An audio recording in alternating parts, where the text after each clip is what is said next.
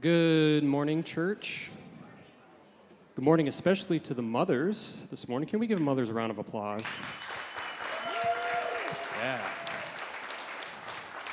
All right, go ahead and stand up. We're going to worship.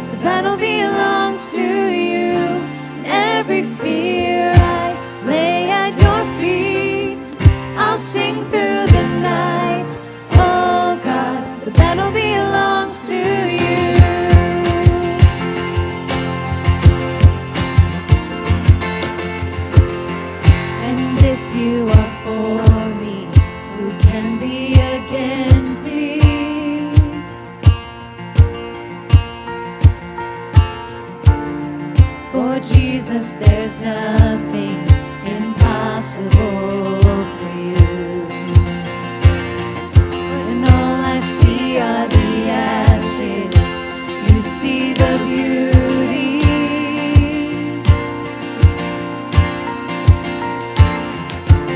All I see is a cross, God. You see the empty tomb.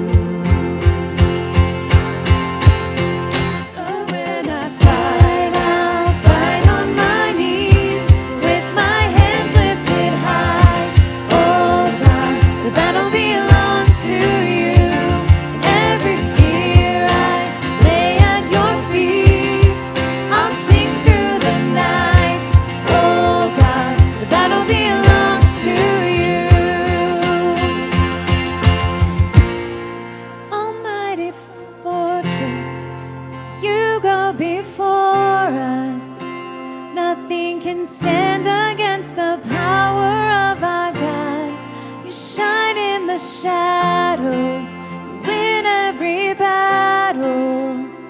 Nothing can stand against the power of our God. Almighty fortress, you go before us. Nothing can stand against the power of our God. You shine in the shadows, you win every battle. The power of our God, almighty fortress, you go before us. Nothing can stand against the power of our God. You shine in the shadows, you win every battle. Nothing can stand against the power of our God.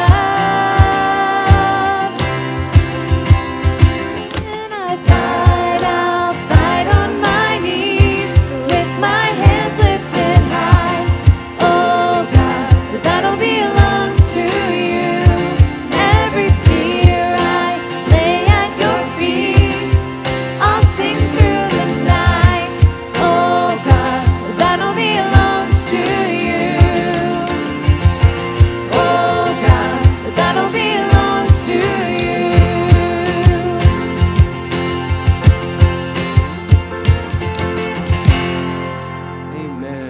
Isn't it so good? The battle belongs to him this morning. You may be seated.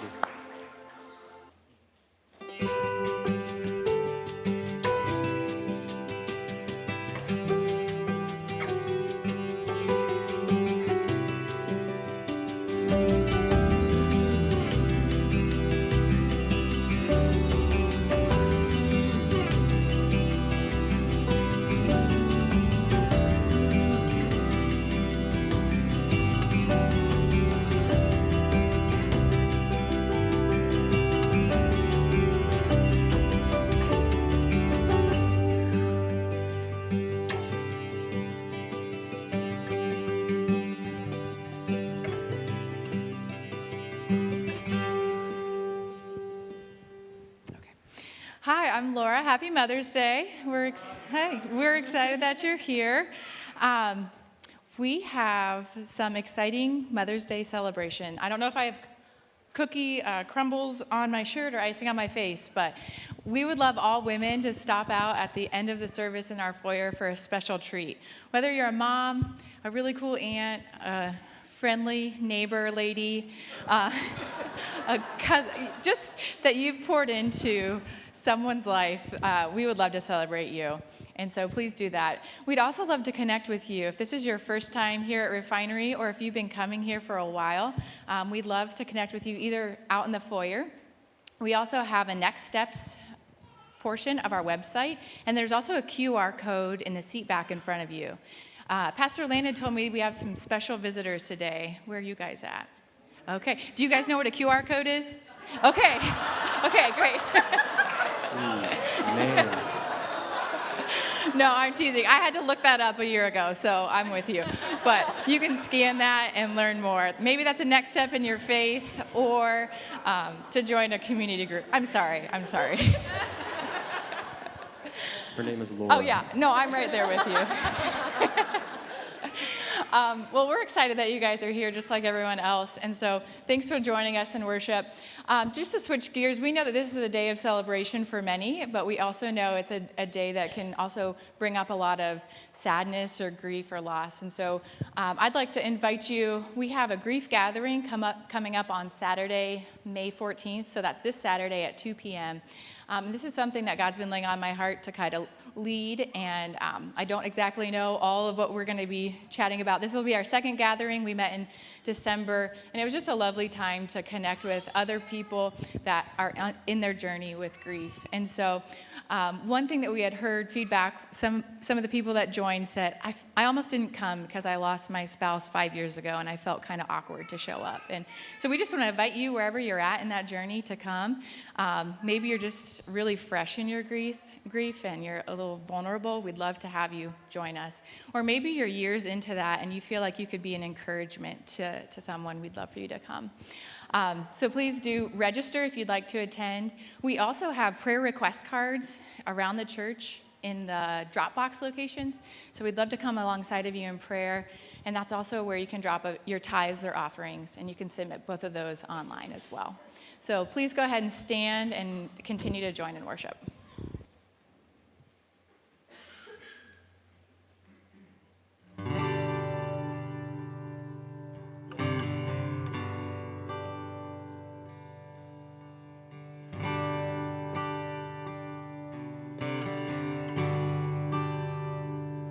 I love you, Lord. Oh, your mercy never fails me. All my days I've been held in your hands. From the moment that I wake up until I lay my head, oh, I will sing of the goodness of God. And all my life you have been faithful. And all my life you have been so, so good.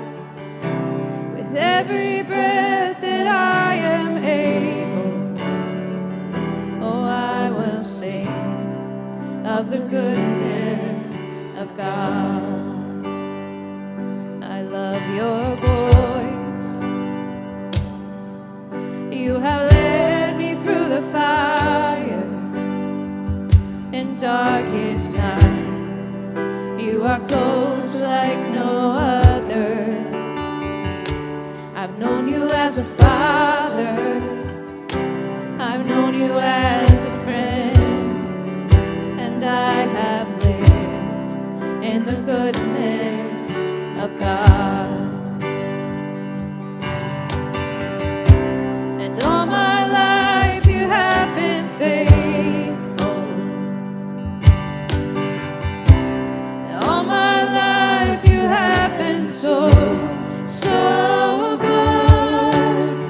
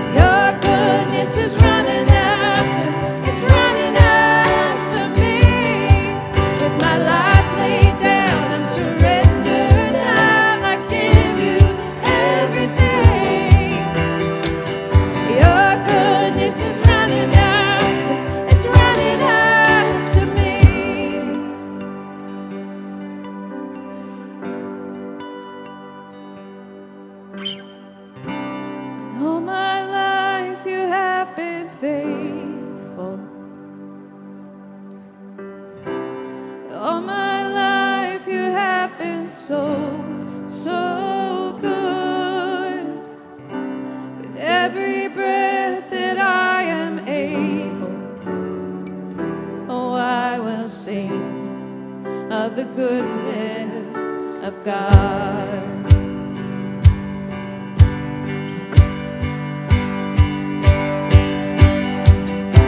And all my life you have been faithful.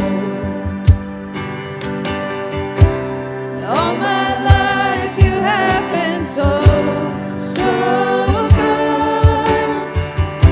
With every breath that I am able, oh, I will sing of the goodness of God. Oh, I'm gonna sing of the goodness of God. Aren't you thankful for His goodness? Something we can always depend on, something we always know to be true. This next song that we are going to sing is called Know You Will. And as we were rehearsing through the vocals on Thursday, I think it kind of hit us all, the strength and just the richness of the lyrics. And I think that so often we can skirt right over a song that we know without really taking in what it means. And so we were kind of struck by the second verse of the song, and it says, when the world's on fire, it's not like you don't have a plan. When the earth gives way on this rock, your church will stand. Nothing has ever surprised you. Nothing has ever made you flinch. And when it all shakes out, the gates of hell don't stand a chance. And so in these times, some days it just feels like everything makes us flinch. Everything makes us say like, oh man, like this, I did not expect this. Nothing's made God flinch. It's not new to Him. And then in the chorus of this, it says, I don't know how you make a way, but I know you will. And so that is it's an admission, and then it's a declaration. And so we admit that I don't know how you make a way. It's beyond me. I can't do it on my own. I don't know how you're going to do it, but I know you will. And so let's sing that today. Whatever it is that's making you flinch right now, whatever it is that's maybe shaking the ground that you're standing on, I pray that you would just declare that today. I don't know how you make a way, but I know you will. Let's sing this together.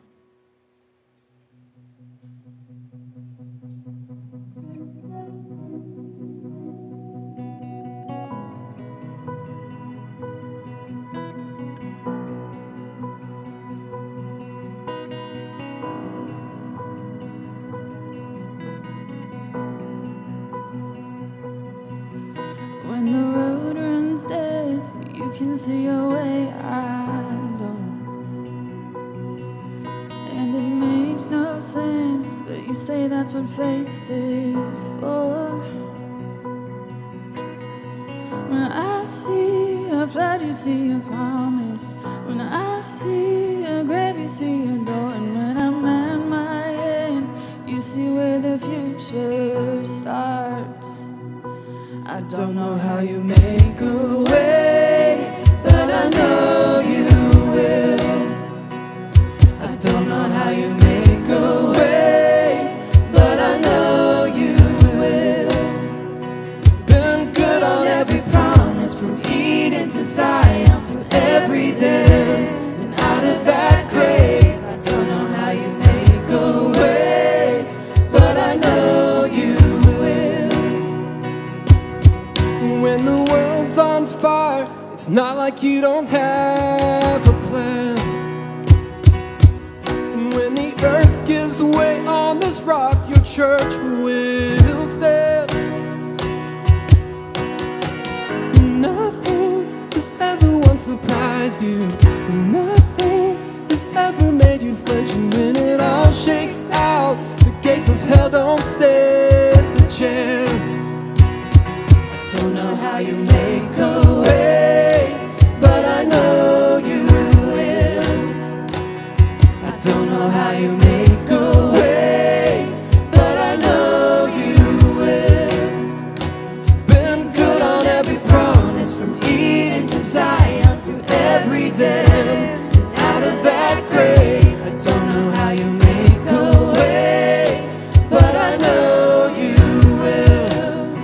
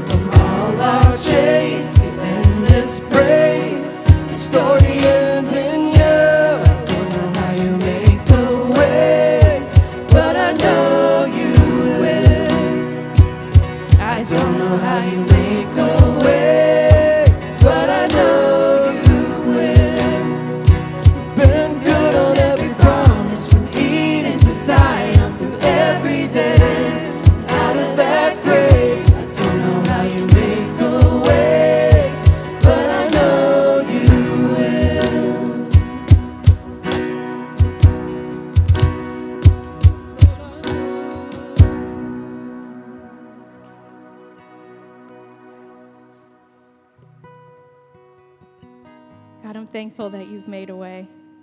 I'm thankful that we don't have to walk this journey alone, that you're always with us. You always are ahead of us, behind us, beside us.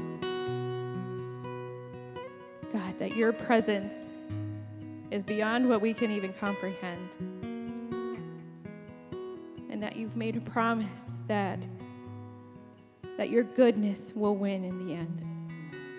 That you have good things planned for us. And sometimes those things are not going to look like what we think is good. But God, at the end of the day, you are good. And you will make a way. God, I just pray that everyone here today that will just feel your presence. God, that everyone here will know to the very core of their being that they are loved, that they are cherished by the God of the universe.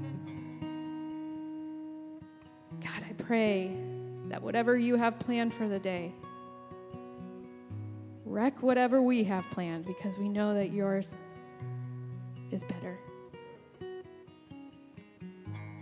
God, be with every person in this building today. For those who are celebrating, for those who are grieving, be near.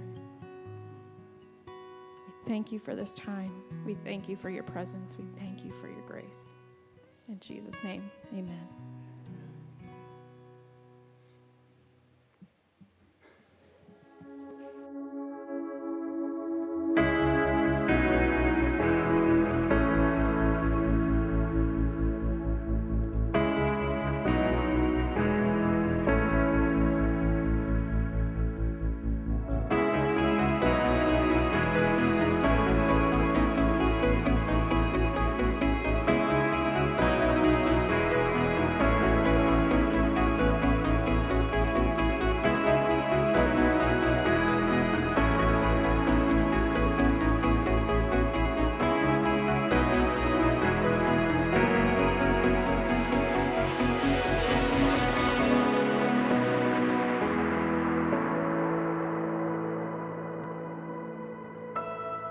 Good morning.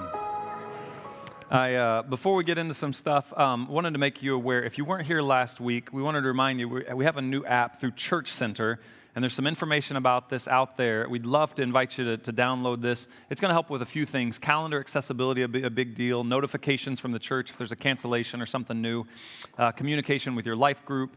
Event sign-ups, family pre-check-in, which you'll find out more about what that is and everything else. So we've already had well over 100 download the app, so we'd love to just see everybody else get that. And it's also a great way to give. If you are one of those folks that give online, fantastic, easy way to do that.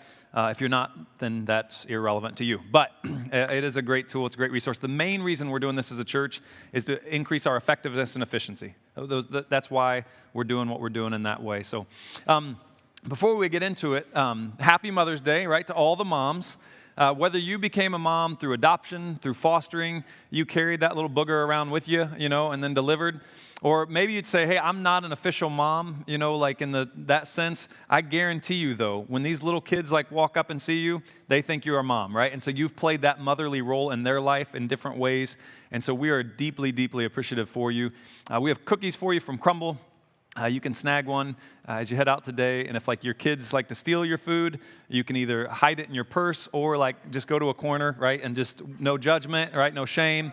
You do what you need to do to make it happen, and we're very, very thankful for you. Play a critical role in our society and in our church, and so we're so deeply grateful for you. I also want to take a moment of privilege. My two favorite moms are here. My third favorite mom isn't, right? She didn't come. Linda, you're not in here, right? Okay, never mind. So my mother is here, and so if she's right up here, and afterwards, if you're like, wow, you did a great job on your son, feel free to come and just congratulate her, and just say, I don't know how you did it, but are you going to write a book? If you feel like she didn't do a great job, that's also where you'll make complaints and say, really? This is the best you could do? But deeply, deeply grateful for my mother and the way that she has impacted and poured into my life. I think I surpassed her in height at about age 11 and a half, and from there, she was, just doing the best she could. I've got two brothers that are larger than me, and so, my mom's this itty-bitty gal, so pray for her, even now, because now her grandchildren are getting bigger than her, and so that. And then I love, love, love having my wife with me. She is the fantastic, best mother to my 3 boys, our 3 boys that we could have. At times, they're my boys. She's like, your sons, deal with them. And so, I thought it was kind of a joint effort, but no, not today. Okay. So thankful for her. And then my mother-in-law too. She wasn't able to be with us, but love Linda. People make mother-in-law jokes. I don't get them because, from the earliest stages, I would show up at my girlfriend's house, who would later become my wife, and she would have my favorite food and my favorite drinks, my favorite chips. She's like, oh yeah, I just picked them up. I knew you were coming. So this is a good deal, right? And so if you have a bad mother-in-law, you should have picked a better wife.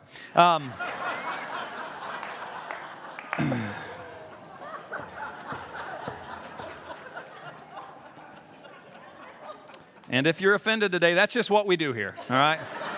So I was going to go get Laura and say, hey, you need to come back and apologize. But she was running across the parking lot, and so she's just holding up deuces, I'm out. So, no, I've got a bunch of friends with me, too. We had a group of 50-plus that were at a retreat a couple hours away, and they come from the church where I was a part of and for 10 years down in Cincinnati. And so we love these folks. And they said, hey, we're going to stop back by your church on the way. And so we love having them. So if there's a bunch of people you don't recognize, it might be them, it might be somebody else, but either way. Yes, I was going to say, our Joy group was like, hey, we have a bunch of new people. And they're like, no, we're not coming back. Now, see, in the course of our lives, we all experience hardship and difficulty. We all experience brokenness, tragedy, things we have to sort through and try and figure out. We all have to work through obstacles, and at times the temptation can be to either give in to despair or to anger. Oh no, the world's terrible, and I'm never going to be able to resolve this. I was reading an article just this past week. I read a lot of random articles about random things from different sources. And in this one article, an individual was responding to some of the news of the day and said, as soon as I heard about this news, I was just filled with rage. And they were kind of wearing it as a badge of honor. They had this indignation, they was disgust at this, that, and the other. And I thought, nothing good ever comes from rage. Moms, there's never been a case where it's yeah, my kids just sent me into a rage. And, that's not a good way to parent, right? We know this. If you ever go into work and you go into a rage, you're probably not getting a promotion. In society, if we see somebody in a rage, but so often in our society, when things go sideways, we don't know what to do, so we just rage. We despair. I was listening to a podcast a friend of mine from the church here sent me, and said, hey, I thought of you when I heard this podcast, and so I had a chance to listen to it. I don't listen to a lot just because I don't have much drive time these days in large chunks like that, but I was driving back from the retreat, and so I listened to this podcast, and it was talking about these rectangular devices that we carry around in our pockets and how we can curate our worlds, who we hear from, who we don't hear from, who we want to silence, all those pieces. And we sometimes think that we can curate the world in general, and we can't. And so what happens is, what do we do when an obstacle comes or presents itself to something that we disagree with? So because our world struggles with this, I think we can present a third alternative. The people that choose to love and follow Jesus for life go a different way. We trust in God's sovereignty. God's sovereignty is His authority, His majesty, His power, His might. What He declares will come to pass. There's nothing that makes God flinch oh, I didn't know what we were going to do about this. When we trust in God's sovereignty, we can walk humbly and confidently in the midst of the hardships of life. You know what Psalm 23 says? Yea, though I walk through the valley of the shadow of death. Not when I walk around it, get over it. When I sit in the presence of my enemies, you prepare a table for me. In other words, we will face hardship, we will face difficulty, we will face brokenness. But we can face it without despair and without rage or anger. We can go about it a different way with humble confidence in who He is. We don't like hardships. No one's ever said, oh yeah, man, somebody just passed away in my family, or man, we got a great diagnosis. It's going to be a miserable battle, the doctor said. Woohoo, yay God, right? If somebody says that, they're lying to you. It hurts. We grieve, but there's healthy ways of grieving, and there's unhealthy ways of doing it. And so God's purposes, they will not be undone in our lives. We're going to explore the life of Naomi through the book of Ruth and see that Naomi chooses humble confidence in God, and because of that faithfulness, that it's rewarded. Everything won't always be smooth sailing in our lives. The past couple of weeks, we've used this imagery of sails up. But if your sails are up and you're on the water, you will go through choppy waters. You will go into storms. God will carry you. God will propel you. But trust me, He will carry you at times in difficult places. God doesn't always just send us through rose gardens. Throughout our lives, highs and lows, successes and failures, celebration and heartache, we're all given the choice of how we'll respond to this unfolding story of redemption in our lives. And that's what we see in the book of Ruth. The story of Ruth is a powerful example of God's provision for His people, even in the midst of tremendous tragedy. God's faithfulness never fails. And all people are invited to lives of faithfulness as well, trusting God's lead and His provision. Rather than trying to sort everything out myself and make everything fit just right, I can rest in Him and who He's called me to be, who He's gifted me to be, the grace He's set before me. Let's read Ruth Chapter 1 together. And so not all of it's going to be on the screen just due to the volume that we would be reading together. But if you have a Bible, you can open it up. Book of Ruth, Genesis, Exodus, Leviticus, Numbers, Deuteronomy, Joshua, Judges, Ruth, right? So after the Pentateuch and the next two books, you get to the book of Ruth. If you're like, hey, I don't have a Bible, touche, we'll give you one. 3 shay, right? So, yeah, it didn't get much traction in the first one, but I liked it. So I was going to throw it out anyway, you know. That's your blessing you missed, not mine.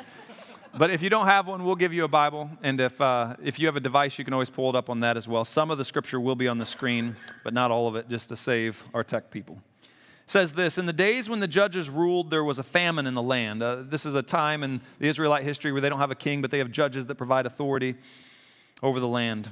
There's a famine that's going on, right? There's a time of hardship for the people of Israel.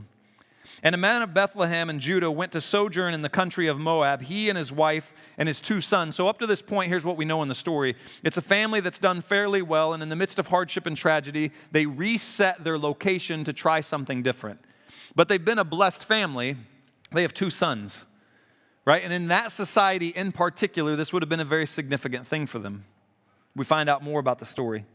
The name of the man was Elimelech, and the name of his wife Naomi, and the names of his 2 sons were Mahlon and Chilion, which is a really cool name if you're looking for the name of a kid. However, his story doesn't play out great, so maybe think about that too.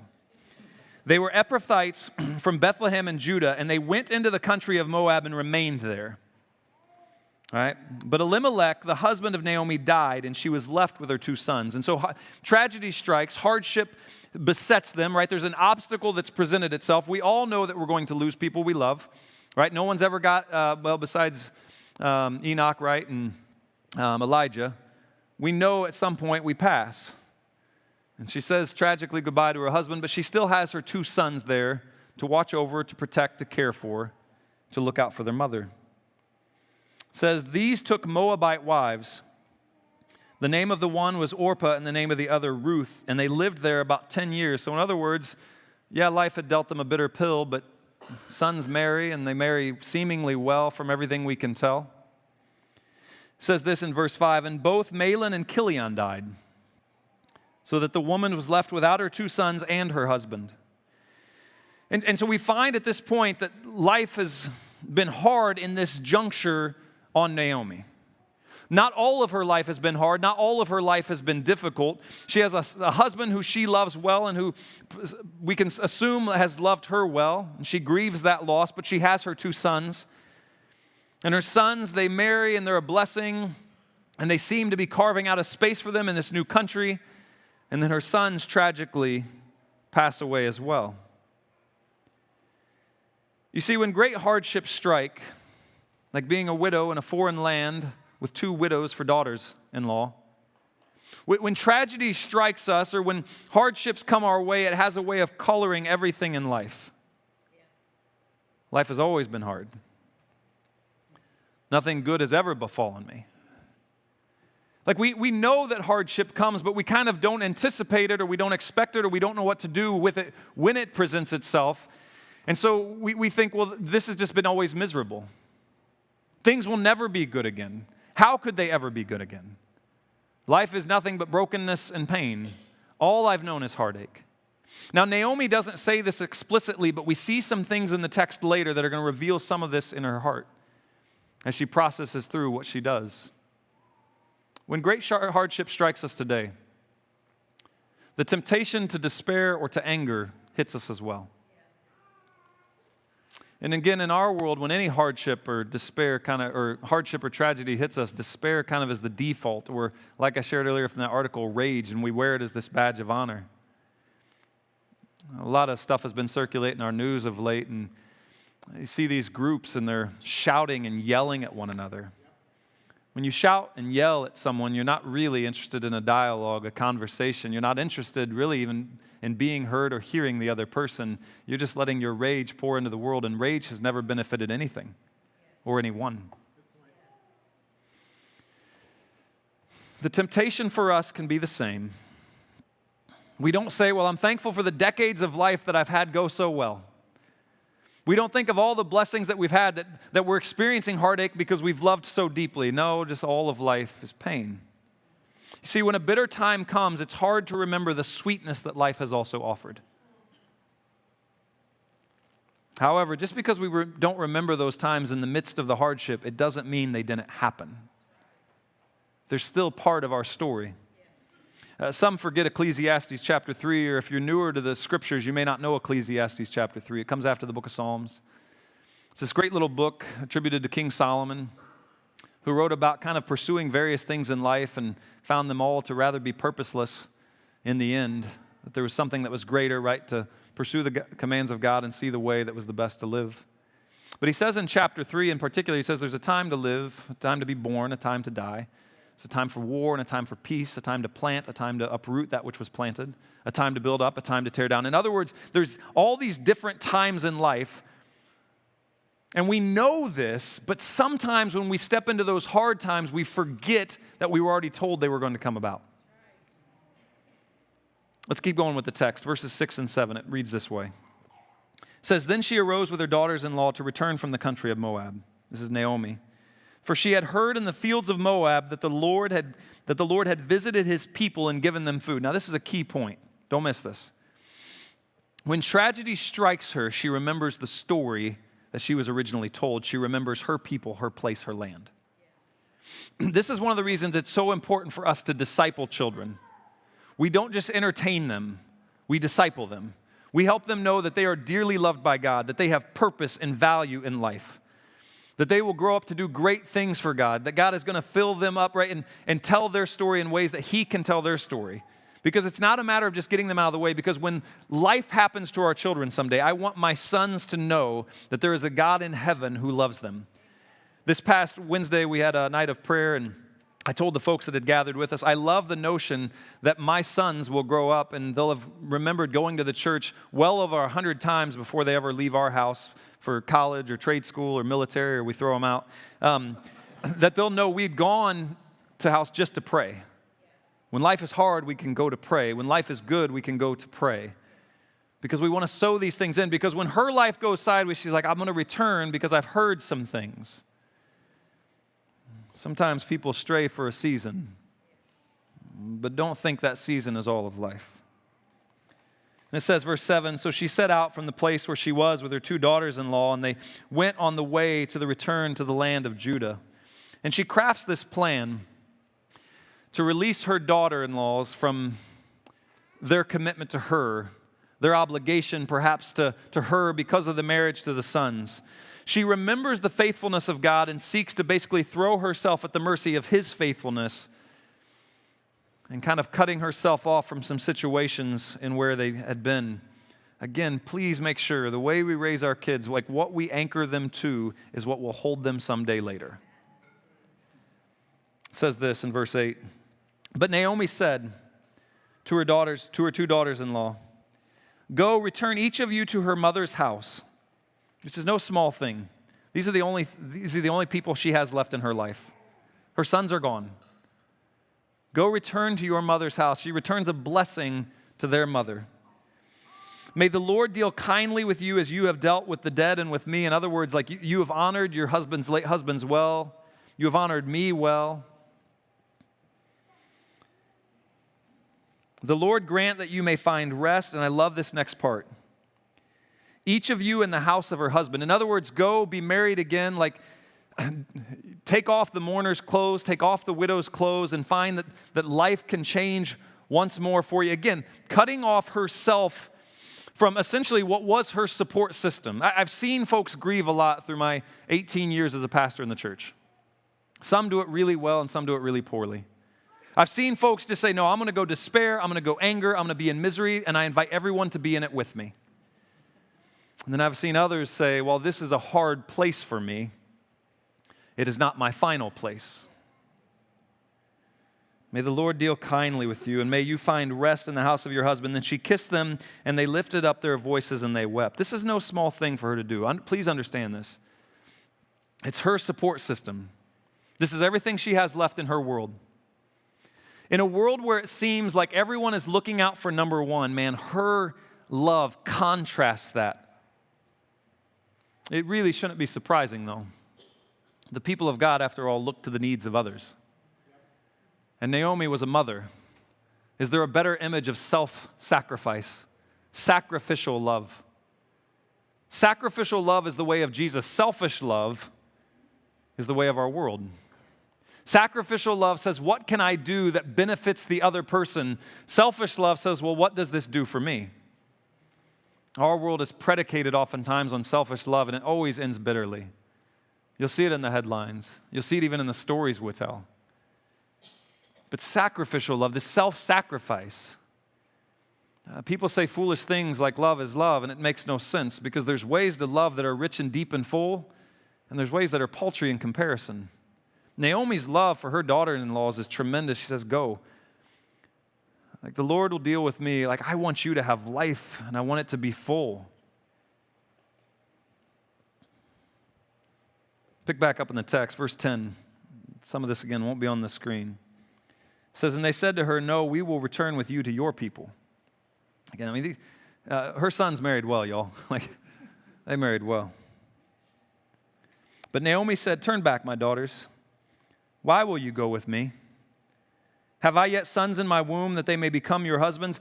In that culture, understand the way it would have happened. Jesus has asked this about this later in the Gospels by some religious leaders that are trying to trip him up. When the husband passes away, if there's a brother, to take him in as his wife, because that's just the way they cared for one another in their society. It wasn't like, well, good luck. I mean, that's just how the system that they had set up.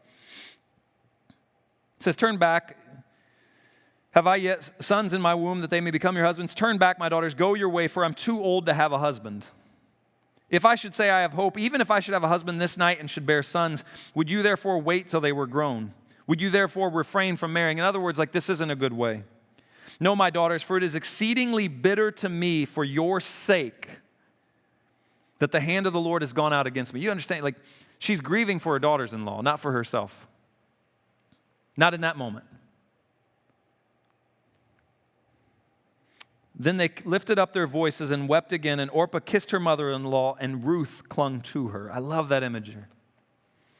They're trying to process something real. This isn't just a story. This is their story, something that they had to live through and process and try and grieve and work out and figure out, like, what do we do in the midst of this world now that this has transpired in our lives?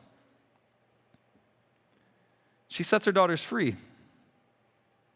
She doesn't want them feel tied to their mother-in-law any longer, and this is a significant move because she has nothing without them. I mean, at least with them, maybe they could marry again and maybe provide a home for her. And again, the way their culture's set up, the way all this works out, but that's not what she chooses. She does what's best for them because that's what love does. Love does what's best for the other. Love doesn't do what's best for self. That is not love. At times, we also seek to push others away. We're in times of pain. Now, some of this is healthy in the sense that you say, well, no, I'm going to be fine. You go and you do these things. But I love what Ruth does. Ruth clings to her mother-in-law. She refuses to leave Naomi alone. In the midst of pain, in the midst of adversity, in the midst of difficulty, in the midst of brokenness, we need one another. We need to be there for each other. At times we try and push people away, and it's not an uncommon thing. And then what will happen for those that push people away, then they'll become bitter that they're all alone, even though they're the ones that did it themselves. But when we're in grief, sometimes we don't always process these things well. I was talking with somebody after the first service, and they said, yeah, this is my first Mother's Day without my mother. Lost his mother last year. I said, how you processing it? Because everybody processes it different. He says, tough. Because you know you're going to make that call normally, and that's just not something you get to do this year. And so how we process these things and how we do them, but there's something about having others come alongside us and be with us in these spaces. I was talking to another young mother this morning, and her little boy decided to hang out with her all night. And so that was just right, another blessing. To say, Mom, I can't wait until we wake up in the morning. Let's just celebrate Mother's Day literally all day. And if Dad tries to take me, I will refuse it, right? There's all these stages in life, and we laugh about this, but listen, when you're exhausted, right, it's difficult. And there's these things that we're trying to figure out and trying to work through, and Ruth is with her mother-in-law in this moment. And it's a beautiful image of God's faithfulness to his people. You are never left alone. Even in the moments where you feel like no one else is there, I'm telling you, God sees you in your place of pain, but he also sees you beyond your pain. And he wants you to see that place as well. Let's jump back in the text. Verse 15 says this, and she said, see, your sister-in-law has gone back to her people and to her gods. Return after your sister-in-law. Go do what is best for you. But Ruth said, listen, don't miss this, okay? In a world where we look out for number one, a world where love is predicated on what I want and what I feel and everything else, man, this is a beautiful image. Listen to this. Do not urge me to leave you or to return from following you. For where you go, I will go. Where you lodge, I will lodge. Your people shall be my people, and your God shall be my God. Where you die, I will die, and there will I be buried. May the Lord do so to me, and more also, if anything but death parts me from you. I love how beautiful that is. I'm not abandoning you. I'm with you. In the midst of all this stuff, and understand, this just wasn't someone that had come along. She had just lost her husband. She's a young widow. She doesn't have a long life with other sons and daughters and things like that. She literally has nothing left in the world, but she's there and enters into the pain of her mother-in-law rather than just processing her own pain. Because that's what love does.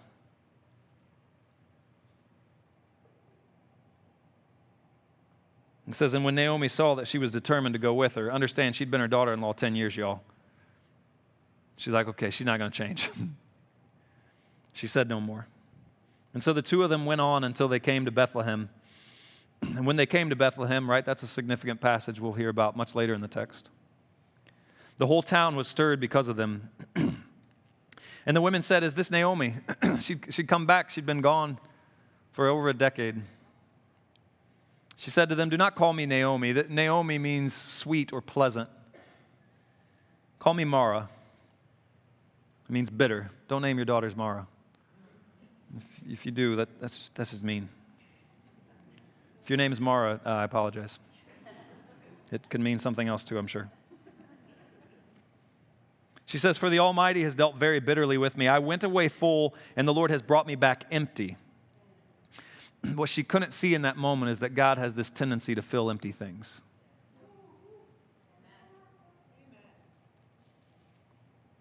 Why call me Naomi when the Lord has testified against me and the Almighty has brought calamity upon me? So Naomi returned, and Ruth the Moabite, her daughter-in-law, with her, who returned from the country of Moab, and they came to Bethlehem at the beginning of the barley festival. If one were to only read Ruth Chapter One, it's a story that's kind of hard to read, truthfully. It's a story of tragedy, or at least it has a bitter end. It's a story where it doesn't seem like there's much good. It's not one you kind of want to end your day with. If you went to the movie theater and you watched a movie and the story was Ruth Chapter 1, you walk out of the theater depressed, like, that was no good. There's something about the beauty of Ruth sticking close to Naomi. Don't get me wrong, I get that. But in the end, she feels like she's empty and she's bitter and they have nothing. And they're in a society where they're going to lack opportunity or security. We can all relate to a certain degree. We've all experienced hardship in our lives. We've experienced brokenness or difficulty. Some of you would maybe say, I can truthfully relate to what Naomi's saying. I've lost a great deal in my life. Some would perhaps say, Landon, while her story's been hard, if you knew mine, I'm telling you, it can get actually harder. There'd be many of us in this room, I think, that would not want to compare our stories with either because we've lived a blessed life. It's not that we've not had hardship, but nothing near like this. In life, we all face challenges. In the story of life, we seem to play different characters throughout the story. We play the hero, and maybe we play the villain. Perhaps we play the victim. Everybody wants to be the hero. Nobody wants to be the victim. And in Naomi's story, as we read through the book of Ruth, we're going to find that while Naomi appears at this moment to be the victim of the story, she's actually the hero. She suffers her hardships and her challenges, but all great hero stories have an origin story. Somewhere they came from, who they came to be. But in the end, listen, she's going to refuse to assign blame to others in her situation. She's in this bitter place at this point, but she does not stay there. She moves through this season of grief into the next season of life that will unfold. She seeks to own the situation as she can, and she leans into what she can do, knowing that not all of it's in her hands, but not all of it's out of her hands either. And so the stage is set in chapter 1. Great hardship happens out of the gate like any Disney movie, right? I mean, aren't those things messed up? Like Finding Nemo. It's like, oh, it's so sweet. He's got this little Finn and his dad. Like he lost 300 brothers and sisters and his mom. You psychopaths. Why are you showing that to your kids?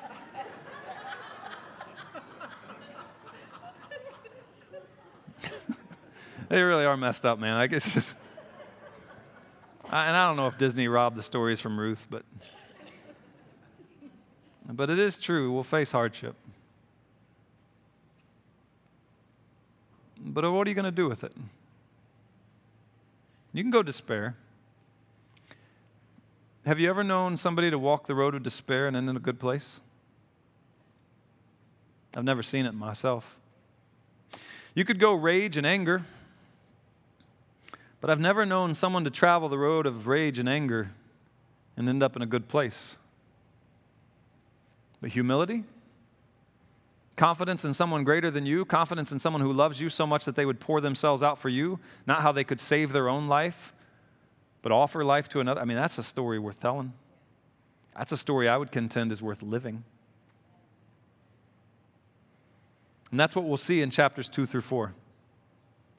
The story of redemption unfolds from the most unlikely of places, and it can be true in your life and mine as well.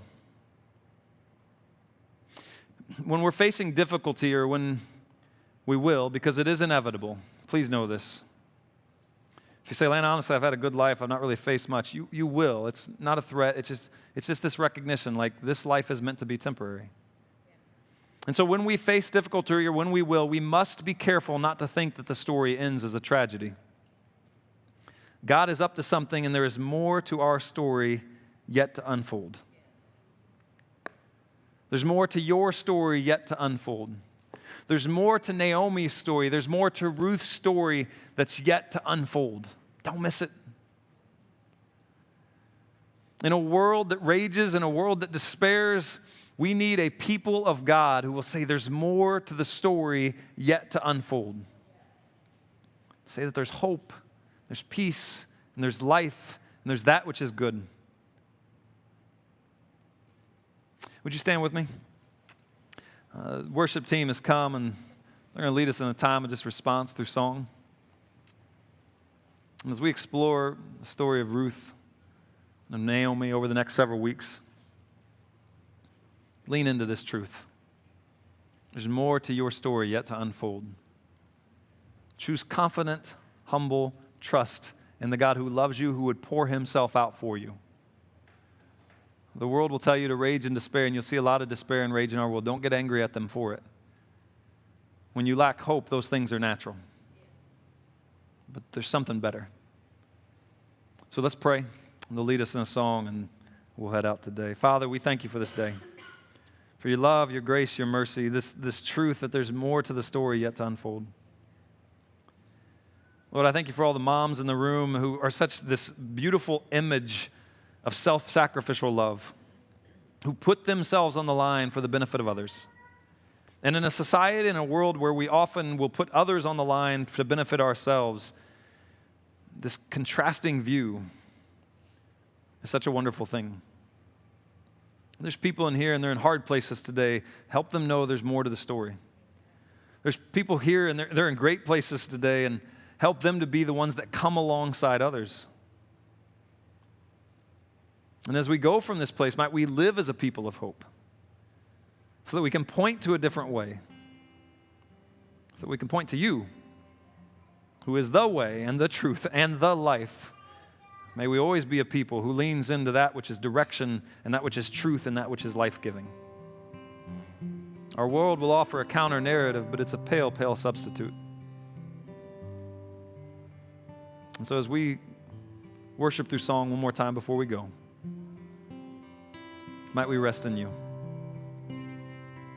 Moms and dads and kids and everyone else, might we just rest in you and find that you're enough for whatever we face. Amen.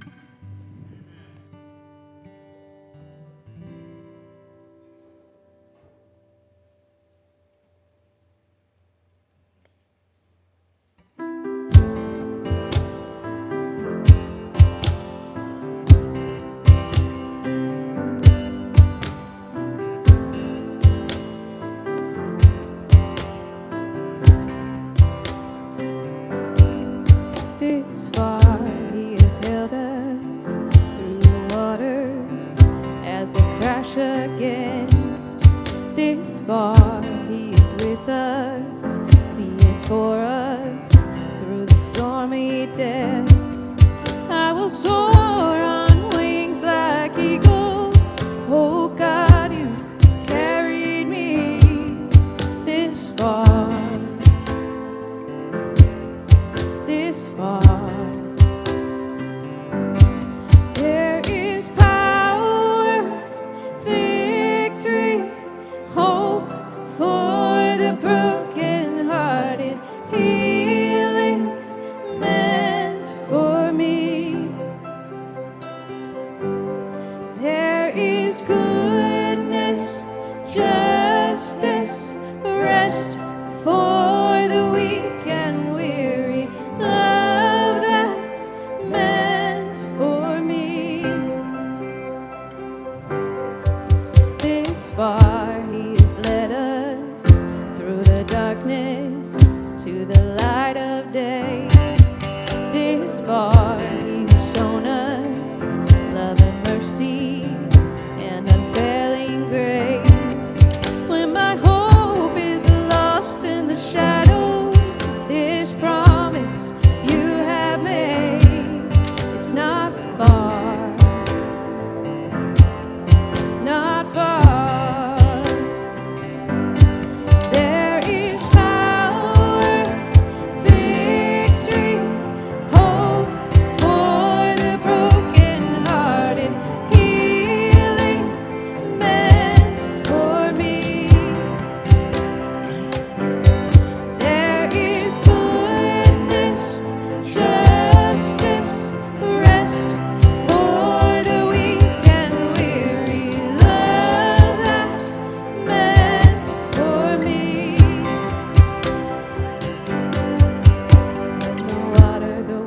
The water is crashing over. He's gonna save us. The water is crashing over. He's gonna rescue us. When the water is crashing over, he's gonna save us. The water is crashing over. He's gonna rescue us. When the water is crashing over, he's gonna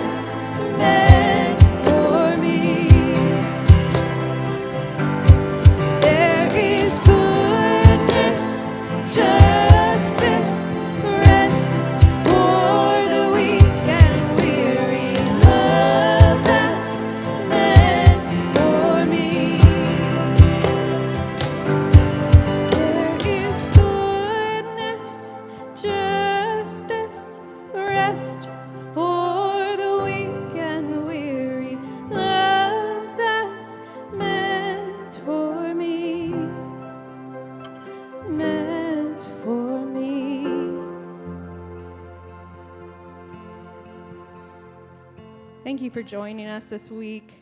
Ladies, remember to get your gift in the foyer for all ladies over 18. And make sure and stop by the outreach table as well and sign cards for our first responders. To all the mothers, we love you. We hope you feel celebrated and honored today. Have a great week. We will see you next week.